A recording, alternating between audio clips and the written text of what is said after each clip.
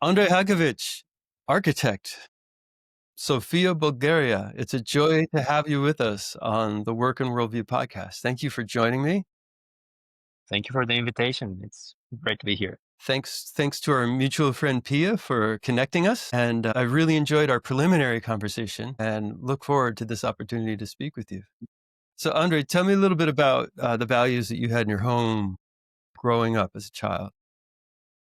I think probably number one has always been honesty, and honesty in terms of how we see the world, how we communicate with each other, how we execute, how we contact with other people.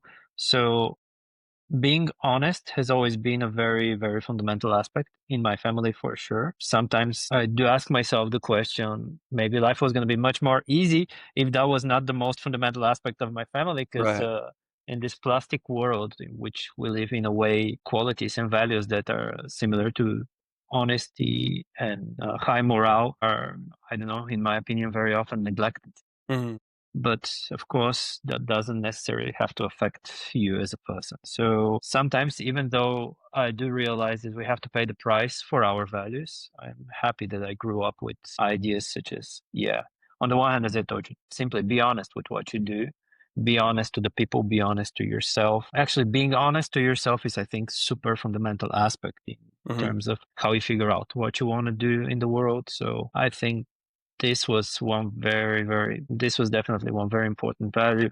That's good. And other, from other points of view, I would say that, I don't know, this philosophical approach of always asking why Mhm. why are things the way they are Mhm. has always also been very, um, I don't know, a very strong point in the way we have communicated in my family. Like, we are not this type of people that, well, not that we're not like, but definitely always like to ask questions. Why is the state of an aspect such, or why is the state of matter such? So asking questions is, I think, a nice approach. I wouldn't. Yeah, curiosity in a way has also been this way we treat ourselves in terms of the world that surrounds us. Sure. So question about the value of honesty. So where did that come from, like in terms of like your parents? Were they religious people and it was driven by that, or was it something else? Well, I think a lot of that comes from my father, if I have to be honest. He comes from this old Russian family descent. Mm-hmm. And I guess it was just this tradition of passing on those fundamental aspects of what makes a good family. Of course, I would say that on the other hand, my mother, she is a very religious person. So to resonate it Mm-hmm. on those two aspects, but I can't say whether one side or the other one was like the pivoting point in terms of honesty. I just can say that as a child, it was pretty much this very, very fundamental aspect that was kept on the table at home. Uh-huh. Uh-huh. And what flavor religion is your mother? So Bulgaria. So what? Bulgaria is Christian Orthodox, I think. Mm-hmm. So yeah, Greek Orthodox, I think, is how you person would say it in English. Okay. Okay. Gotcha. Awesome. So then that's your childhood. Then growing up, obviously you went into architecture ultimately. Tell me a little bit about the path between like childhood and influences along the way, different values that kind of crept in that resonated with you, that drew you into this field of architecture. Sure. I think architecture was something very personal as a choice, because I often see it as the way of me communicating with me, especially if I have to reconnect this period of me growing up. Of course, everything was about drawing, building, and creating in a way. So I wouldn't say that I was the most social child in the world, neither right now as a person, but those moments of peace that I used to get as a child when I was creating and drawing was something priceless for me. And I simply wanted to keep that in my life onwards. And that's why I consider architecture as this connecting point of those interests, combined with the desire to eventually find some sort of profession, because being an artist would be a bit out of my league, in my opinion. Being an architect was this ideal balanced position between having, I would say, a scientific but also artistic approach towards the world. So architecture was a very natural choice for me in a way, because it was me with me. in terms of communication. It was my choice, and it was actually the only profession I've ever wanted to do. Mm. Ever since I pretty much remember myself. I think there was a period in which I wanted to collect the garbage, but I was really impressed by the trucks. And eventually, yeah, the next thing was just architecture. Probably somebody, like, I'm not sure if it was my parents or it was some uncle or something, but somebody said, yeah, this you should do architecture because of all the Lego and all the drawings. And afterwards, there was nothing else that I would choose. And then eventually, if you think about how you come formed as a person, I can say that the communication and the influence I got from my father was much more towards understanding history and the cause to effect Mhm. process of how the world functions. Mhm. And yeah, he's a very, very passionate history reader. Although he's a nuclear technician, I think that his natural approach towards the world and his biggest interest is actually military and, yeah, in general, human history. Like, how Mhm. did we end up the way we are here? Uh-huh. So through history, in a way, I found bonding moments with my father. And influences that I got from my mother definitely would be competitiveness, I would say, Mhm. because she's so much into sports. So that was really also a fundamental aspect of how I came to be the person I am right now, because in my opinion, it would be very difficult if you don't have this competitive eager to prove, whether it's going to be to prove to yourself, whether it's going to be to prove to the world, but the idea to prove something, I think, is a fundamental quality that should be coded somewhere in your DNA if you want to try to make something different or to achieve something for sure. Mm. Yeah, I guess there are 3 points that kind of connect it. I had a lot of influence from my biggest sister as well growing up. So she was kind of a rebel. It just took some time for me to realize and to actually implement the lessons from her in my life, because she's a very open-minded person that kind of very often doesn't manage to use this quality.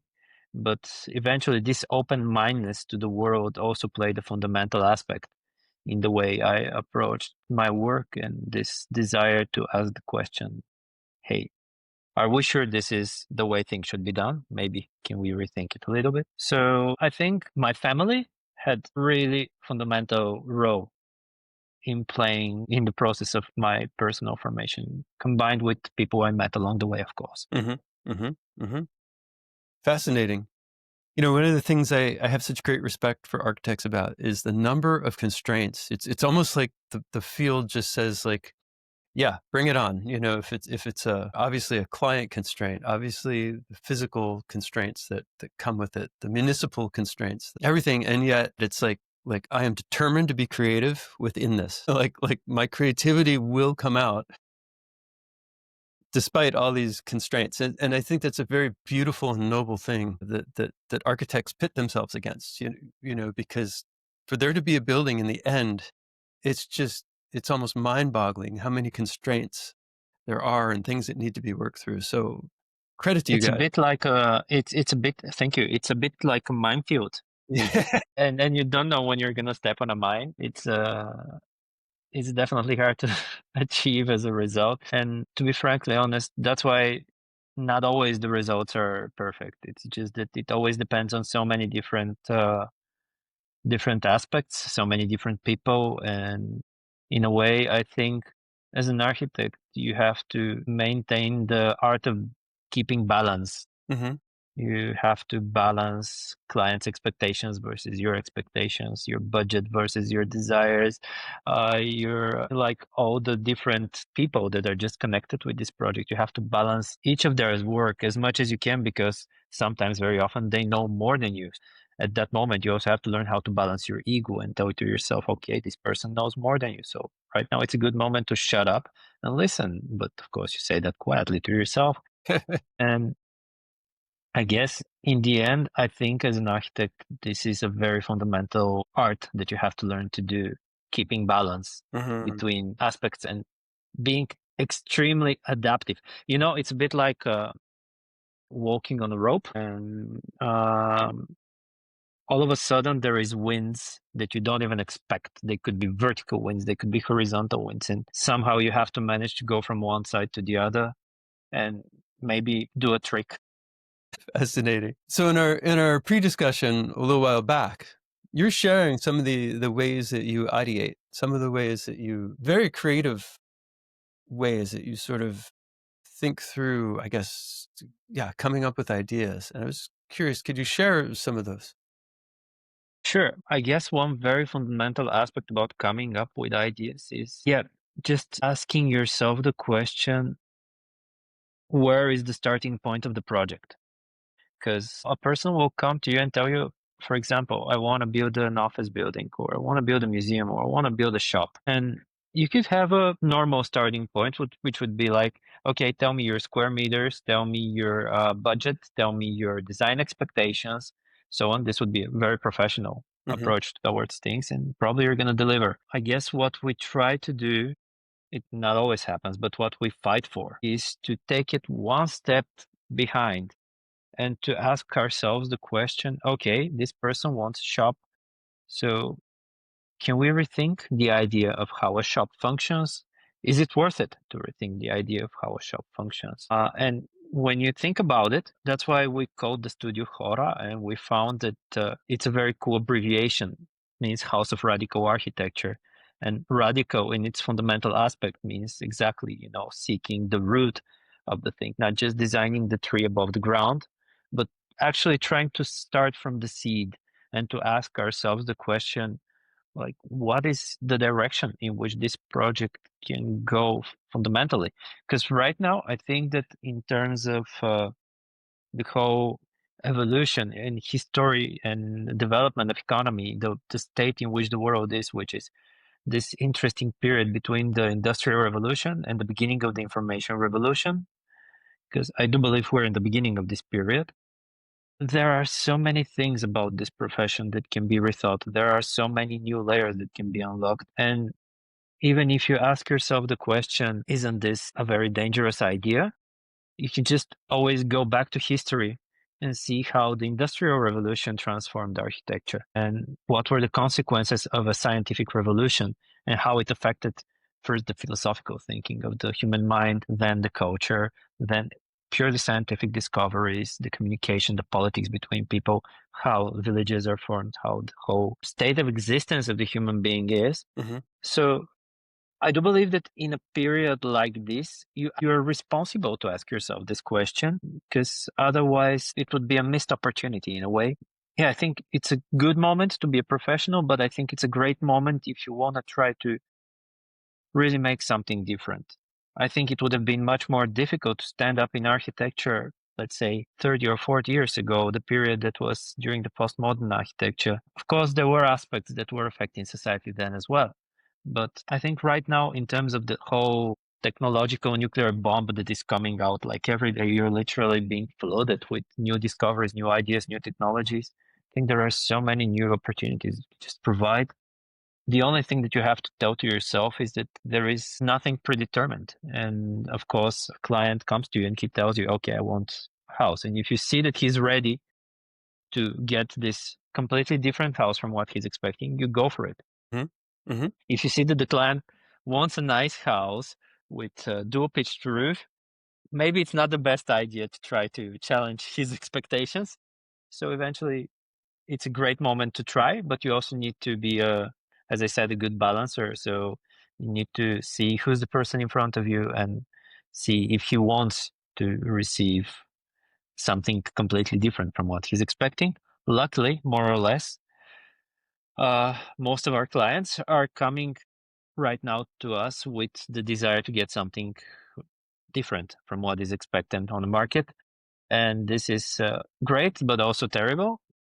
It's great because it's everything we ever asked for. It's terrible because this lovely saying, "Be careful what you wish for," it's coming exactly into resonation with that. Because when there are so many clients asking you discover how discover a new will, you just definitely feel a bit drowning sometimes. Yeah.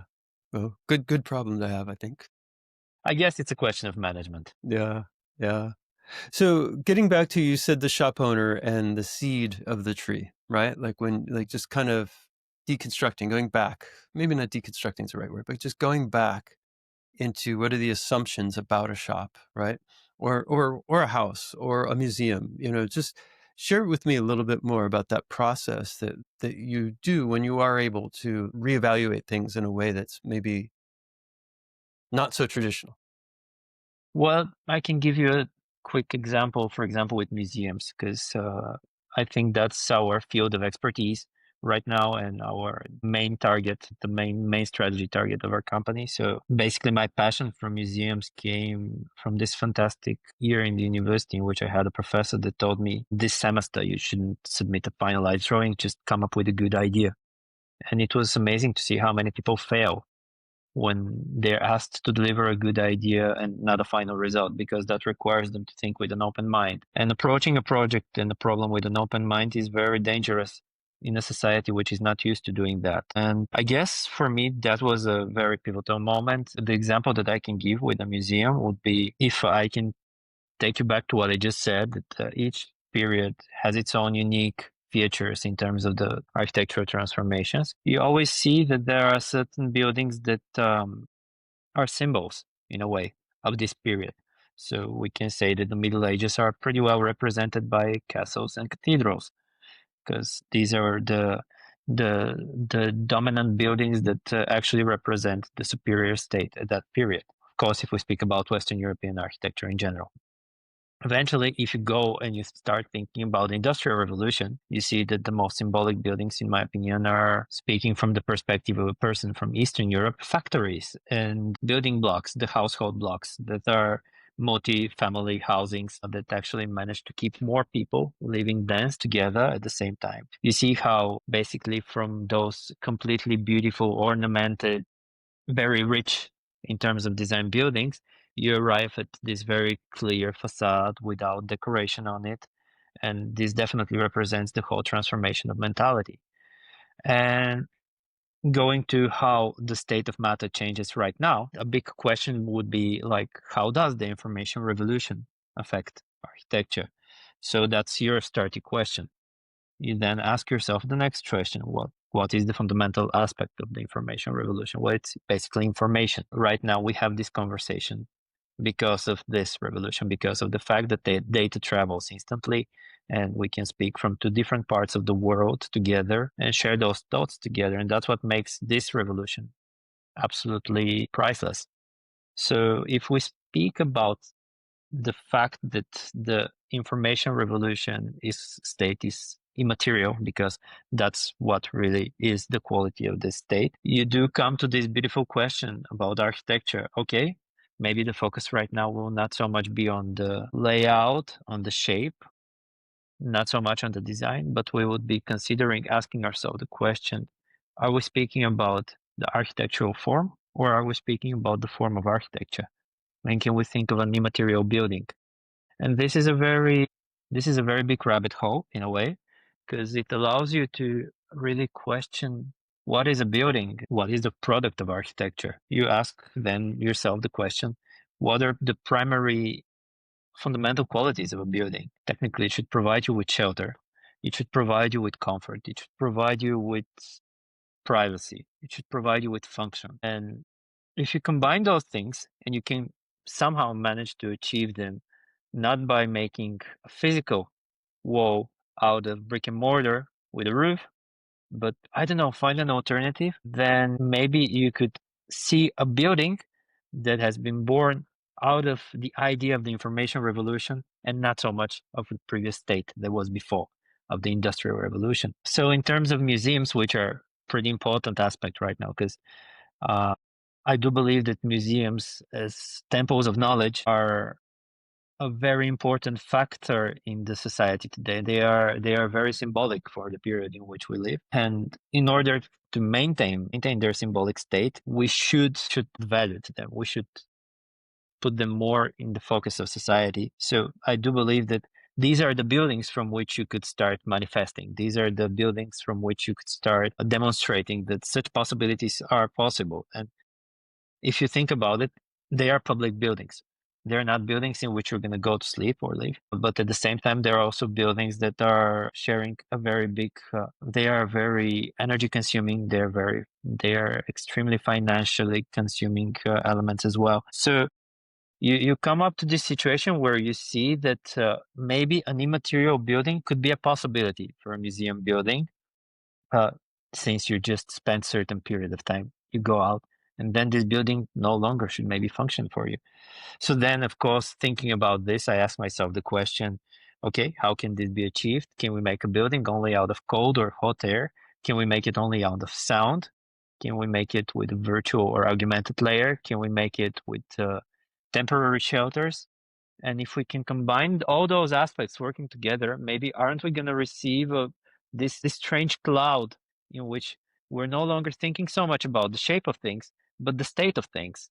And the best thing about it is that once you go inside, you finish your experience, it can switch off. It can no longer be functioning, which is really important because if you want to switch off a building right now, you would have to demolish it. So, of course, this is just an idea, just a thought of how fundamentally you could rethink an idea of a building, how it can function eventually, in terms of its primarily just its usability, which of course would be how much time a person spends, what should be kept inside. And if basically you want to immerse a person in experience and you don't have to keep some sort of protective layer over a certain items or let's call it some sort of inventory that belongs to the museum, you do realize that such a possibility exists. And if if the matter is immaterial, then the building can be as well. So I guess this is a very short story of how I do believe if we keep an open mind towards the world that surrounds us, and sometimes we forget the starting point from which we begin, we could come up with unexpected results right now. And even if it doesn't have to be a museum, even if it doesn't have to be the result which I do see, with which I came up, the whole state of the idea shares its potential. Because my personal opinion is that built architecture and unbuilt architecture have the same value. And even though you said that, coming up with a great building is definitely a huge achievement because it combines all those different personalities, different expertise, and different knowledge, and all those layers of unexpected and expected elements. Sometimes just the idea, the thought, the quality of the research that you do behind an unbuilt project could lay the foundation that can allow somebody else someday to create something amazing, even if it's not going to be you. And I think it is really important that we keep this in our minds, because eventually what we will leave is results, and they can be built in terms of the architecture that we create, but they can be also in terms of the architecture that we publish. And these are both elements of our manifesto, both elements of our heritage that we will provide from our work. Okay. So unpack for me a little bit an immaterial building, like an immaterial museum. Well, as I told you, let's take an example. So you need to provide, let's start with the first layer, comfort. Mm-hmm. So basically what would mean comfort? Right now in Sofia, it's, I think, around 34 degrees Celsius. And we are not very comfortable in the office that are right now because our air conditioning is off. So obviously the building doesn't really serve its function, but basically a building should provide you with comfort. It should allow you to feel better than the outside environment in certain way. So can we think of an outdoor convective system? We can. There was this project that I designed in terms of this idea, and I found this beautiful idea by guys, the German engineers. They started using the heat energy that was released from the servers in a data center, and to use this thermal energy to provide temporary shelters for homeless people on the street. So in a way, this is a moment in which you design space just out of convective heat, Mm-hmm. and this serves a function. Another example I could give is just think of street lighting. When you walk on the street, you see a lamp. It has this certain radius of light that it throws, so it allows you to see what's happening around you, and you have this perimeter that is served by just the aspect of light. So you see this example of a building, a space that just purely designed in terms of light. So if you put a lot of lamps together, then it eventually becomes this corridor of light that allows you to pass from one point to another, but keeping yourself safe because you can see what's happening around you. Another example is think of traffic lights, especially pedestrian traffic lights for blind people. If you just close your eyes and try to cross, and just think of how sound can become space. You do realize that at certain moment, I just imagine the traffic light as this bridge, that stands like this, and after the sound switches on, sort of the bridge connects and allows you to pass to the other part of the street. So this is another example of how a space can be designed and can function just out of sound. And in a way, I just said to myself, okay, let's start with this layer of heat, because the project that I was designing at the time was in the Netherlands. I eventually stayed out as a concept. So in the Netherlands, basically, you don't really need to heat very often people, to cool people, sorry. You need to heat them. So the idea was exactly maybe incorporating this way of creating hotspots that are around the city, that are interconnected. Then naturally, I started seeking through spaces of sound. Can we connect to those hotspots, some sort of speaker system that would allow people to all of a sudden start experiencing some sort of event that is driven by the sound. At that time, augmented reality was very hot. I think it will be an inevitable part of our future. So I said to myself, okay, maybe we could think of adding an augmented layer as well, like a secondary layer of the city. Um, and then there was two more aspects that I had to take into consideration. One was rain, the other one was wind, because the Netherlands has a lot of wind. So rain was a solution that I found at that time. Kickstarter was very hot, and I saw those guys that were just developing this idea about a rain, like a rain device umbrella that was using compressed air Okay. to repel the air. And I said, okay, that sounds interesting. Their Kickstarter campaign, I'm not sure it was very successful. Probably it was because this device would be a terrible idea to be used as an umbrella, because probably you have some sort of comfort, but the people around you would be devastated. But if you just try to scale this thing, and put it higher where it doesn't affect so much you, maybe then there is a possibility. Of course, there are other ways. You think of some sort of ways of repelling the air, but this air umbrella was this beautiful idea that I thought maybe that could be an idea. And then the wind was this really interesting moment, because I did say to myself, okay, since I'm using immaterial layers, this means that I'm not going to build at the spots where buildings should be made. I will build this building at the public spaces, at the squares. So if you actually take the morphology of a city, like the different geometries of the city, the way neighborhoods are shaped, you do realize that there is always places that have some sort of leeward. There are places that are high wind. So if you make a couple of those hotspots, basically a system can tell you, okay, this place is windy, just go to the other place and take cover from the buildings, take shelter from the buildings, and yeah, just quickly adapt this condition. So in a way, this drove me to this further idea that we're no longer thinking again about making buildings stacked up higher, but now this was this moment in which we could think about floors being spread just around, and the system telling you you could just go to this place on this place. So in a way, it's this reactivating device for old historical cities where it is impossible to build, which is, I think, a very interesting a possibility, because there are a lot of European cities that have old historical cities that have a lot of public spaces that are not completely used. So again, it's a potential. And if you could just link this with a beautiful story that somehow tells the DNA, the heritage, the story of the place, uh, and somehow merge it with the local context, so that this virtual augmented layer or whatever you want to do, you can just put it there so that it can be seen by visitors.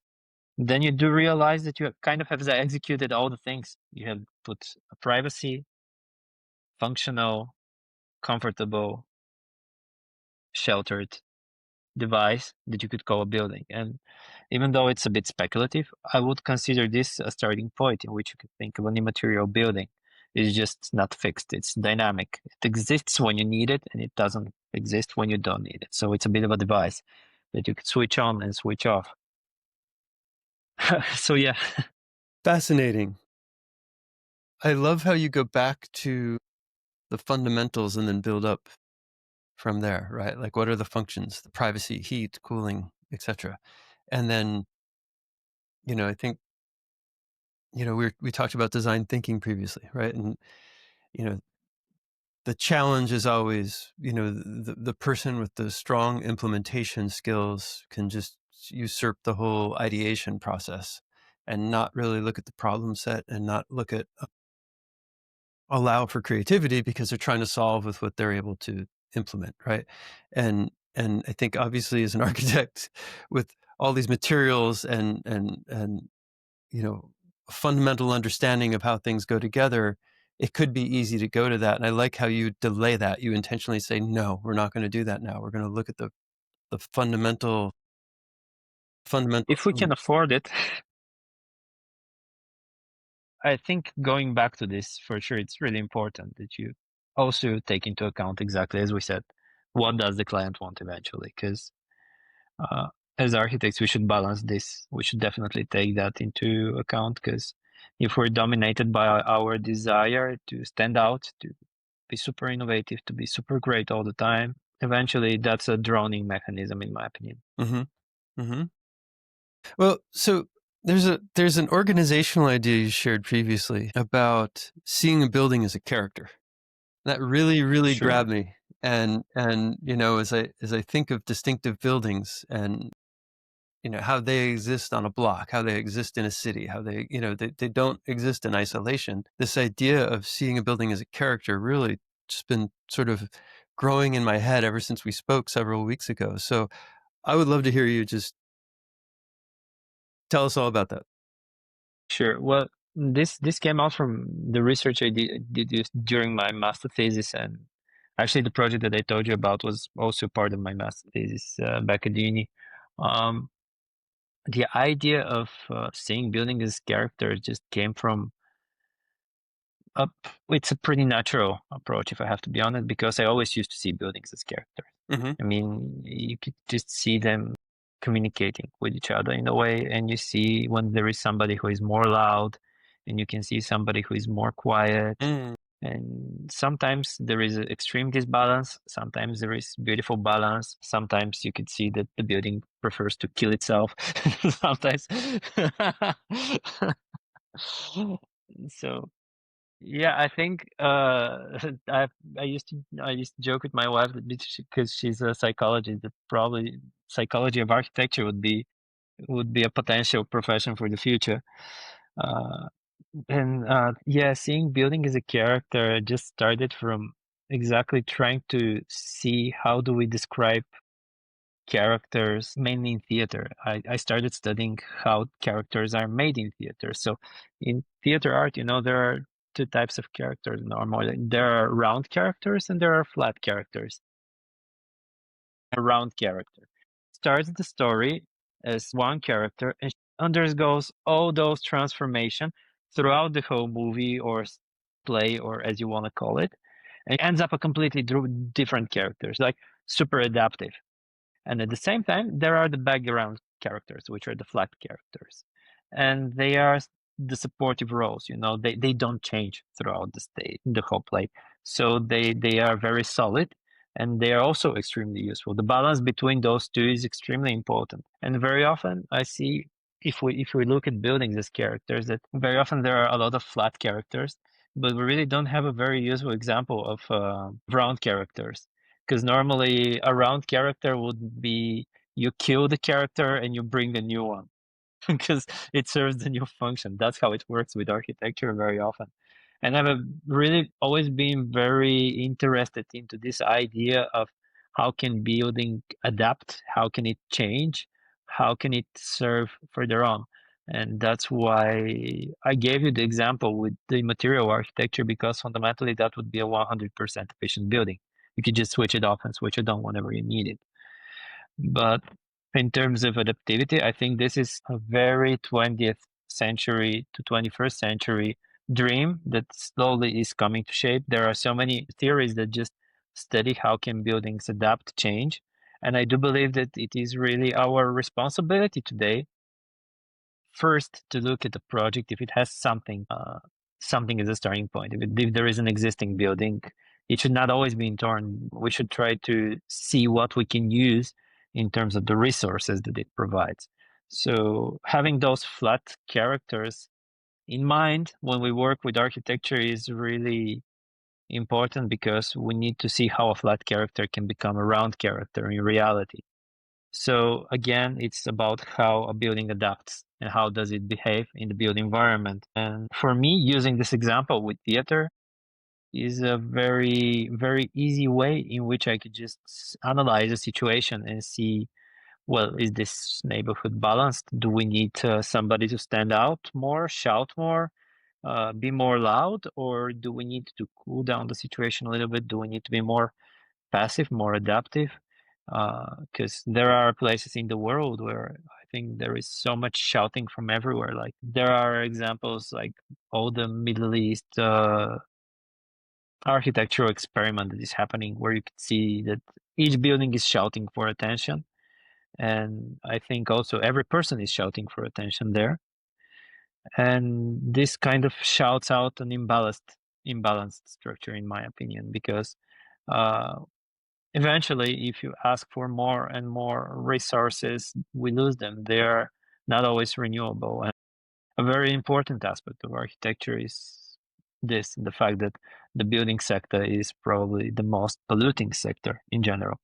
So this is also a very important aspect that we need to take into consideration when we do this profession, and when we ask these questions like, is this really important or not? Obviously it is. Just having this thought about, is there information pollution? You're talking about the information age. Does a building There is so informational much. pollution? I think that's one of the reasons why I kind of pulled myself back a little bit from this concept when I used to work with it, because it was the information layer that kind of got me a bit worried. Because all the physical layers, they're beautiful. You could just do this immaterial building out of, as we said, air, pressure, vapor. There is this amazing French architect. His name is Philippe Ram. I think he teaches at Harvard GSD. His work is exactly based on climatic architecture. And there are so many amazing architects that are, driving in this radical approach of rethinking the profession. But the information layer is definitely extremely dangerous. Like adding this visual layer, this functional layer, because you can just see how it would start at something pretty cool, like YouTube. It starts like a video. You just watch a video online and it's great. You can just go, but then ads start popping up, and after the ads, then all those professions come around it that are people saying fake information, fake news through it, and the beginning will be beautiful. It would be very, very interesting, but definitely there is so much potential for this to go wrong in the wrong hands, that it was one of the reasons why I just said to myself, okay, take a step back, maybe don't put too much attention, don't try to manifest this idea so much, because eventually you might create a tower that might be more dangerous than functional. You don't know where it's going to go. And of course, you say to yourself, okay, it's not my responsibility, but it is our responsibility. So this information pollution is definitely a huge aspect, because you could, right now in the area in which we live, I don't think that you could trust almost anything 100% from what you see. You could just trust books, old literature for sure, probably as much as you can, because it's based on also the knowledge that has been brought up until the moment in which it has been written. But there is so much fake information online. is ridiculous.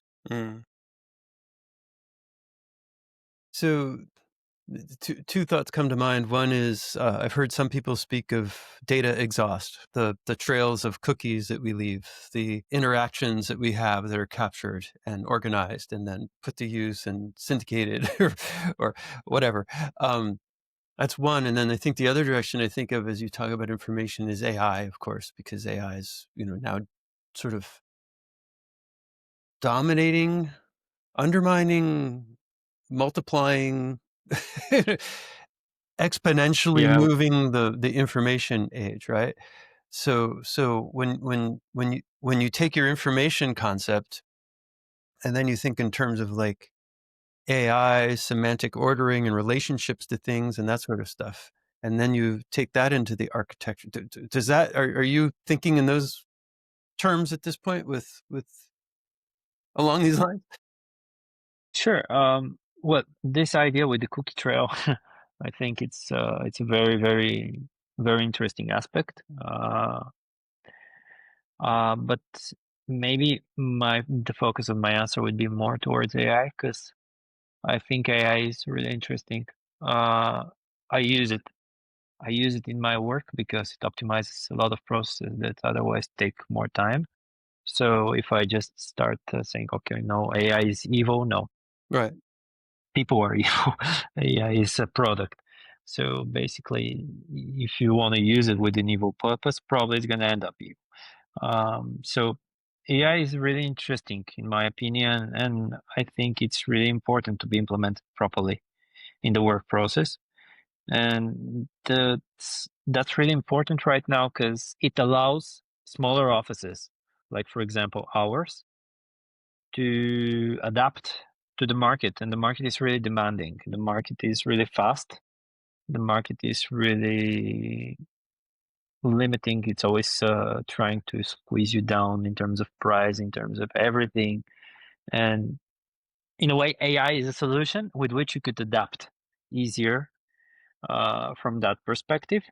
But then again, my opinion would be for sure that we should not take it for granted. Yeah, rely on it completely would be very dangerous in terms of our work because very quickly this information that we use could somehow turn against us in terms of the fact that it becomes public. Honestly, people say right now that all the information is confidential, but come on, you're feeding AI and you're feeding all your ideas and concepts online. So technically speaking, you should not be surprised eventually if all your creative thoughts eventually get somewhere else.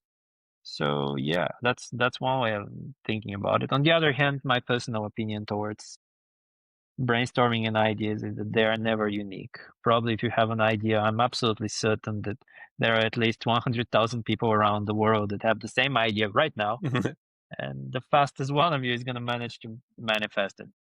I Yeah. think we're all connected to the same beehive. Yeah. Yeah. I think what I'm getting at is you're speaking of different ages, and you spoke of the industrial age, and then you spoke of the information age, and then the way I'm seeing it is the information age is now being modified by an AI age. People have said like this AI is bringing changes on the order of the Industrial Revolution, right? The way pre-industrial to industrial changed. Now, information to AI is bringing a similar revolutionary sort of change to things. So that's what I was kind of getting at and I realize it's pretty recent, but are you working through those as metaphors and symbols maybe for thinking about architecture? To be honest, not yet. Okay. It is there. I'm not sure how to approach it in terms of this aspect because there is one pivotal point that I would consider an answer to what you bring up as a topic.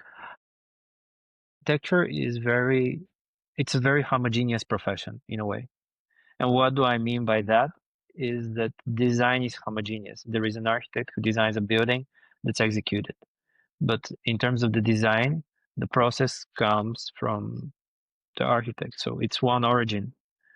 And I do believe that this hierarchy of the architect who designs the building and this homogeneous transition between the two will fundamentally change with the usage of AI. And that's really interesting because it will become a heterogeneous process, because there will be more points of entry, of input, as AI would call it, uh, more points of reference, because then also every person can be an architect. Mm, You don't even have to be an architect, maybe, to be an architect with the help of AI. There are multiple authors in that situation. And if there are multiple authors in this, then this could be an interesting thought about AI, because you could have a dynamic result. The beautiful thing about it is that the example that I just gave you with the Immaterial Building, it constantly change with the help of an AI, because it will take into account all those aspects immediately that are changing in terms of the environment outside, in terms of the interests of the people, and so on. So therefore, the final result will be this combination between the architect that provides sort of the equation, the basic idea of what we want to do, the AI that combines it in this algorithm, and eventually all the people that are going to use it. And this is a heterogeneous design. This is no longer this classic idea that an architect designs a building, but it's a completely new mm, matter, new approach mm, towards think. And this is really interesting. This has so much potential. mm. Interesting. Interesting. Yeah, at some point, one of the reasons I started this podcast was I wanted to really experience and participate and record human to human interaction, right? Because some people can argue all the answers to whatever question are out there now, facilitated through AI, etc. But I don't think um, the human to human interaction is presented right through AI. It's obviously mimicking it, and yes, people have AI companions, etc. Right, but I do think it's important that we do have actual, you know, uh, communication back and forth. So I kind of wonder, when you transpose this principle, this value to architecture, um, will there not be an AI, a point at which, almost like very childishly, perhaps, you could see an AI image today and be like, that's AI, and I'm kind of getting sick of seeing those. There's going to be a yearning for the creativity and I think so. the I think uniqueness of the that human brain. eventually this will happen. It's only natural, but uh, you know, that's a very fundamental question in general about the profession right now, because of course there are a lot of people that are concerned that AI is going to take over the whole business. And as we said, you don't have to have an architect if a software can design your building from scratch and interpret your thought.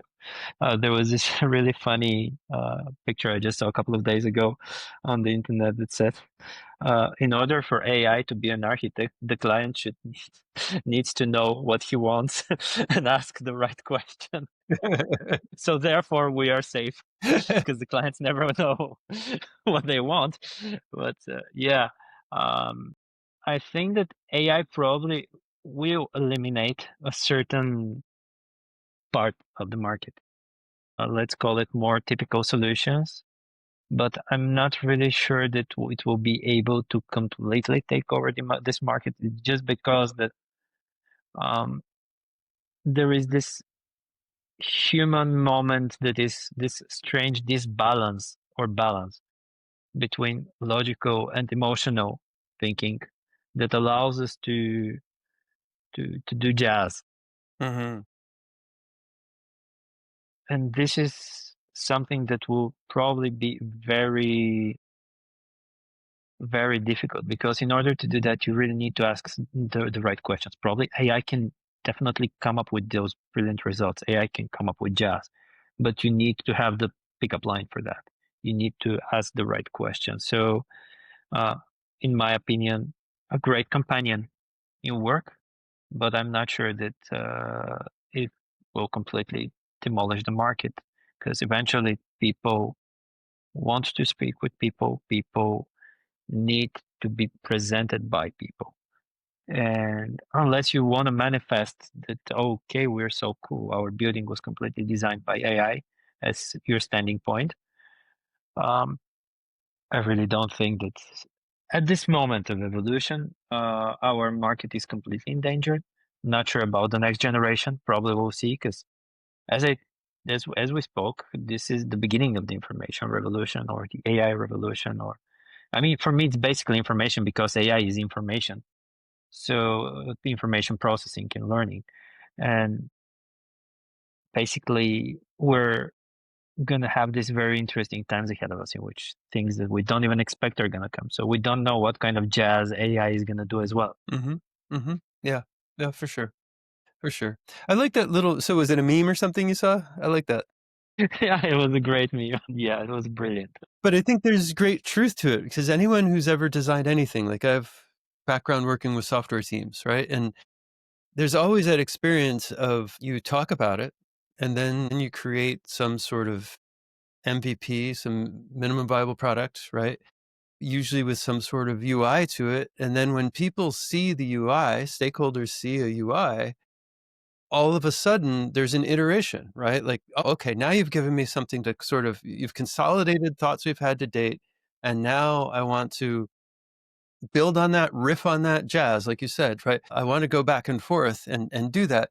So, sure, AI has the ability to be iterative and surely people are building that in. But I do think there's something to being iterative with a human, right? Who may be very well using AI assisted tools, whatever.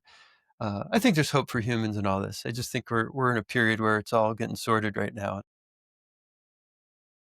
Absolutely. No, no, in general, for sure, humanity is doomed. But, uh, but in terms of our perspective, I think that I do hope. I mean, I do have this desire to have an optimistic view towards life. I mean, I think you should have this if you want to survive somehow. So I do believe that we will have just for sure we'll have a lot of people that say that AI is going to dominate us. I mean, I don't think that's going to happen for sure in our lifetime, but I think it could be definitely a great opportunity. I think optimism is, as we spoke about values from the beginning, also a core value that the person should preserve in himself, in his work and his approach towards life. There's a way through this. It's there's always, totally. there's always a way, right? All right. One of the things you spoke about before was honesty, and you're talking about honest buildings Yeah, or honesty in architecture. And I just wanted to revisit that if we could. So could you? sure. Well, it's rather simple, if I have to be honest, but honesty is, in my opinion, what, of course, that's super subjective, but I do believe that a lot of people think alike. Um, an honest building for me would be a building that pretty clearly demonstrates its function and the way it was made. Uh, People criticize very often brutalism, but brutalist architecture is pretty honest, to be frankly honest. I mean, you could just see the structure, you could see the core material, you could see the building by itself, the way it was born, the way it was created, and there is no decoration on top of it. So it's pretty clear what stands ahead of you. And I think honesty is virtue. It's a great quality that you could build in a building. You're not hiding anything here. You're designing it with this clear idea that it demonstrates its features, it demonstrates its function, and it demonstrates your perception of how you saw this space should be conceived.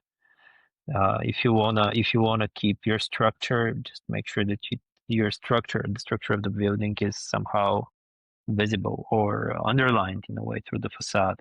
But covering a steel structure with a wooden facade with glass elements and all those. Of course, it happens. Sometimes the market demands it, but I think it's one step less than what it would be if it was more of a this building speaks of steel, or this building speaks of stone, or this building Okay. speaks of concrete. Yeah. So that is in a way a different direction from what we started with just honesty in terms of materiality and in terms of how the space has been designed. Because again, this is also another perspective. For that perspective from that moment is the fact that if you try to highlight the structure, for example, then you do realize that the structure is more important than the facade and the interior.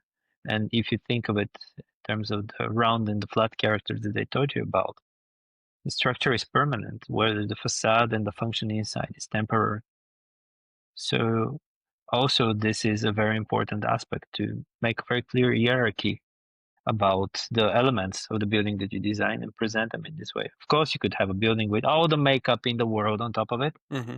but I think that if the building is beautiful in terms of its main features, if its structure, if it shows a good attention to detail, if it shows good craftsmanship, then it's a pretty honest design, and that makes it beautiful. Beautiful.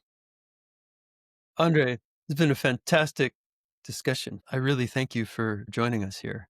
I think viewers, listeners out there will have hopefully learned a few things about architecture, learned a few things about the values you bring to the work, and I'm just so delighted that we can meet today. Again, thanks to Pia for connecting us, and Absolutely. yeah, Keep yeah.